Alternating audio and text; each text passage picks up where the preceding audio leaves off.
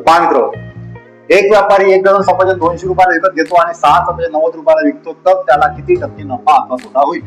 आता हे गणित सगळ्यात कसं आहे, 9 दुनी 18 180 20 भागेला 200 म्हणजे 10% तोटा, म्हणजे उत्तर चौथं. सगळ्यात कसं काढलं तर लक्ष द्या.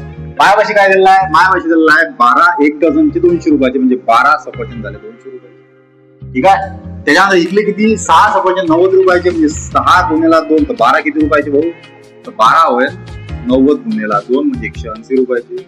आता हे झाली खरेदी किंमत, हे झाली विक्री किंमत. म्हणजे काय केलं ना, वस्तू सारखे केलं. आता मी काय करत, किती रुपया काढा आपण? खरेदी किंमत काढतो पण 200 खाली घेतली.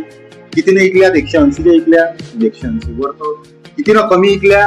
तो 20 न कमी इकल्या, मग 20 वरतो 200 खाली, त्यातून वजा करू. आता काय करत, याला सोडवा. हे कुठले? बेद आहे 20 म्हणजे 1/10. कायच्या आहे टक्केवारी काढा, 100.